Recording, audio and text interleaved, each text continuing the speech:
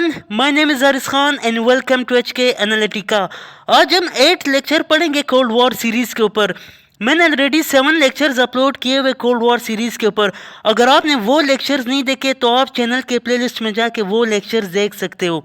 आज का लेक्चर में हम अफगान सोवियत वॉर पढ़ेंगे और फिर ये जानने की कोशिश करेंगे कि सोवियत यूनियन ने अफगानिस्तान के ऊपर क्यों इन्वेजन की और इसके बाद यूएसए का रिस्पॉन्स क्या रहा। ये इवेंट जो ये 1978 से लेके 1980 तक चला। वैसे तो सोवियत यूनियन ने अफगानिस्तान को दिसंबर 1979 में इन्वेड किया, लेकिन मैंने 1978 यहाँ पे इसलिए लिखा है कि ये जो सारा इवेंट का जो शुरुआत थी वो 1978 में स्टार्ट हुई। अब 1978 में अफगानिस्तान में एक कम्युनिस्ट रेवोल्यूशन हुआ और इस कम्युनिस्ट रेवोल्यूशन को नूर मोहम्मद तरीकी ने लीड किया। इस रेवोल्यूशन को जो है वो सोवियत यूनियन ने हर तरह से मिलिट्री और फाइनेंशियल सपोर्ट दिया। इस कम्युनिस्ट रेवोल्यूशन के बाद सोवियत यूनियन के इन्फ्लुएंस अफगानिस्तान में बहुत बढ़ गया था। सिचुएशन तब खराब हुई जब इस कम्युनिस्ट गवर्नमेंट के खिलाफ अफगानिस्तान के जो कंजर्वेटिव लोग थे उन्होंने बहुत स्ट्रांगली रिएक्ट किया इस कम्युनिस्ट गवर्नमेंट के खिलाफ। अफगानिस्तान में सिविल वॉर सिचुएशन जैसे स्टार्ट हुई। इसके बाद हालात जो है वो कम्युनिस्ट गवर्नमेंट्स के कंट्रोल से निकलने लगे और नूर मोहम्मद तरीकी ने जो है वो सोवियत यूनियन से रिक्वेस्ट की कि आप अपनी मिलिट्री सेंड करें ताकि सोवियत यूनियन की जो मिलिट्री है वो अफगानिस्तान में लॉ एंड ऑर्डर की सिचुएशन बरकरार रख सके। यहाँ पे एक पॉइंट नोट करने वाला ये है कि अफगानिस्तान में जो सोवियत यूनियन ने अपनी ट्रूप्स भेजी वो उन्होंने खुद नहीं भेजी, वो बल्कि अफगानिस्तान में उस वक्त जो कम्युनिस्ट गवर्नमेंट थी उनकी रिक्वेस्ट पे सोवियत यूनियन ने अपनी ट्रूप्स भेजी। अब हम सोवियत अफगान वॉर को जो है वो डिटेल से पढ़ेंगे। सबसे पहले इसका बैकग्राउंड पढ़ेंगे और फिर इसके बाद स्टेप बाय स्टेप जो भी इवेंट्स हुए उनको जो है वो डिस्कस करने की कोशिश करेंगे। सबसे पहले हम इसका बैकग्राउंड डिस्कस करेंगे। 1978 में PDPA यानी peoples democratic party of Afghanistan ने दाऊद खान के खिलाफ एक कू कंडक्ट की। इस कू को जो लीड किया वो नूर मोहम्मद तरीकी था और इसको जो है वो सौर रेवोल्यूशन कहा जाता है। दाऊद खान उस वक्त अफगानिस्तान का प्रेसिडेंट था। ये 1973 से लेकर 1978 तक प्रेसिडेंट रहा और 1978 में उसके खिलाफ जब कू हुआ और तो फिर उनको जो है वो रिप्लेस किया गया। ये जो नूर मोहम्मद तरीकी था जिन्होंने दाऊद खान को जो है वो हटाया, ये कम्युनिस्ट था। इस रेवोल्यूशन को जो है वो सोवियत यूनियन फुल सपोर्ट कर रहा था। सोवियत यूनियन हर तरह से फाइनेंशियल सपोर्ट दे रहा था इस कम्युनिस्ट लोगों को जिनको नूर मोहम्मद लीड कर रहा था। ये जो टाइम पीरियड था ये कोल्ड वॉर का इरा था और ये कोल्ड वॉर का एक बहुत ही इंपॉर्टेंट इवेंट था ये सौर रेवोल्यूशन। जैसे ही अफगानिस्तान में कम्युनिस्ट रेवोल्यूशन हुआ 1978 में, वाशिंगटन को जो है एक शौक लगा।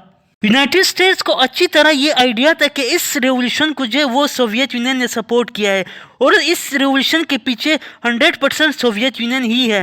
इसकी एक वजह ये भी है कि अफगानिस्तान का जो बॉर्डर है वो सोवियत यूनियन से मिलता है और दूसरी वजह ये है कि ये जो peoples democratic party of Afghanistan थी इनके आइडियाज़ जो थे ये प्योरली लेनिनिस्ट और मार्क्सिस्ट आइडियाज़ के ऊपर इनका बिलीव था।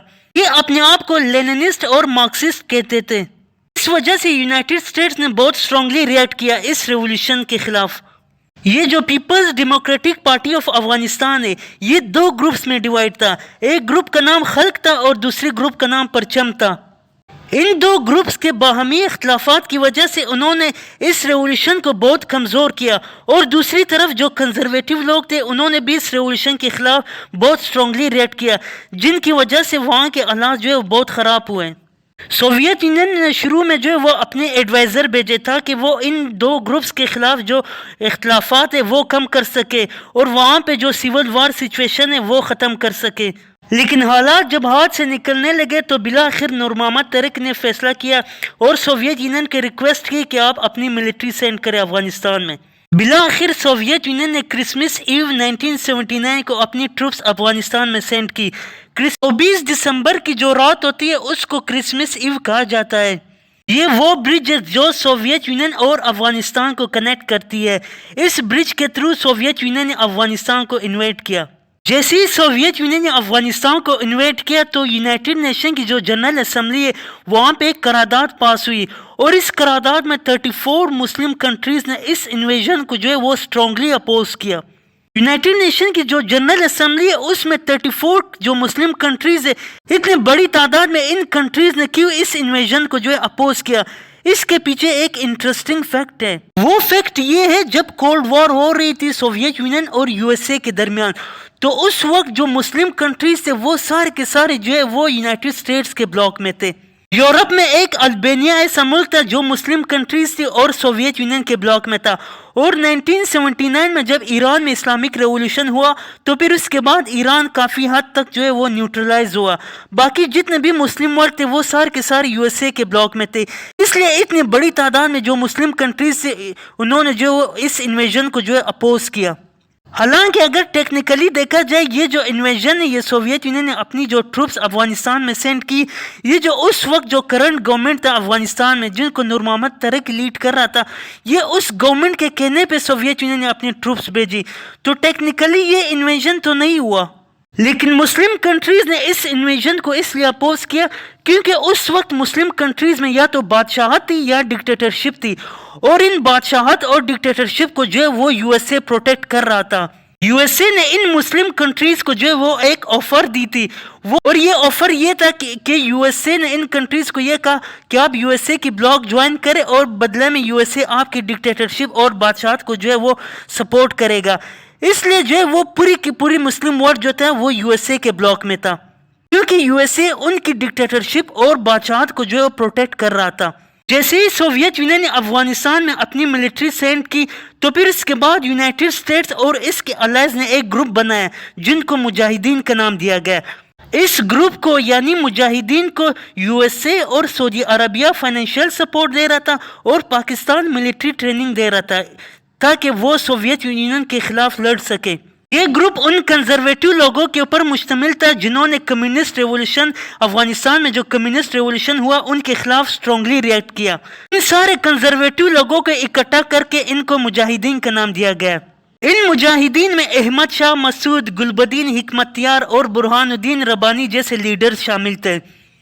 جیسے کہ میں نے پہلے بتایا کہ سی آئی اے نے بہت سارا فنڈ دیا ان مجاہدین کو اور پاکستان نے ملٹری ٹریننگ دی. سی آئی اے جو خفیہ طور پہ ان مجاہدین کو جو ہے فائنینشیل سپورٹ جو دے رہا تھا, اس آپریشن کو جو ہے وہ آپریشن سائیکلون کہا جاتا ہے.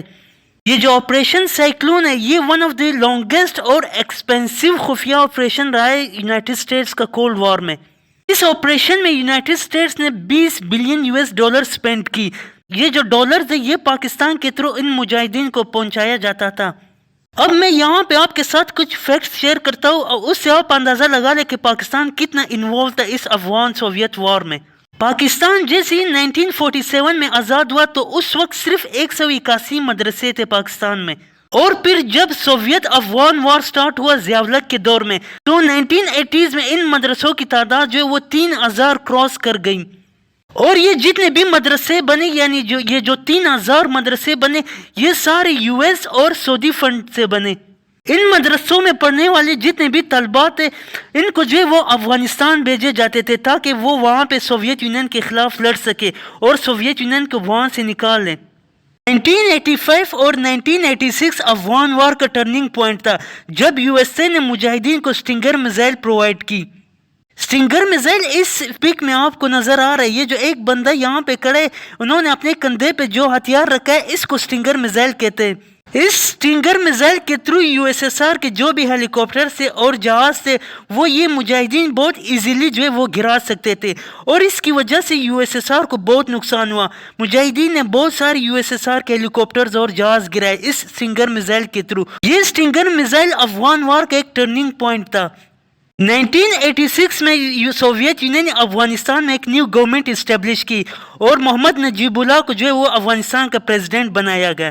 1986 کے بعد افغانستان کے جتنے بھی افیئرز تھے وہ ڈاکٹر نجیب اللہ کنٹرول کر رہا تھا اور سوویت یونین ایز ایڈوائزر کام کر رہا تھا.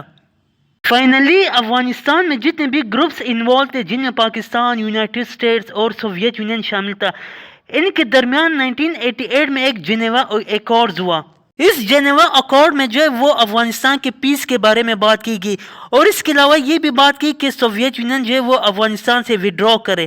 اس ایکارڈ کے بعد سوویت یونین نے اپنی وڈرول کے اوپر کام سٹارٹ کیا اور آہستہ آہستہ سوویت یونین کے ٹروپس افغانستان سے نکلتے گئے. بالآخر 1989 میں جتنے بھی سوویت یونین کے ٹروپس تھے افغانستان میں ان سب نے وڈرا کیا افغانستان کو. یہاں سے جو وہ Soviet Afghan war officially end ہوا. اس کے بعد افغانستان کے جتنے بھی افیئرس تھے وہ آفیشلی ڈاکٹر نجیب کنٹرول کرنے لگے. اب ہم کچھ کیجولیٹیز کے بارے میں پڑھیں گے. اس وار میں سوویت یونین کے 15,000 ٹروپس مارے گئے اور اس کے علاوہ 35,000 جو وہ زخمی ہوئے.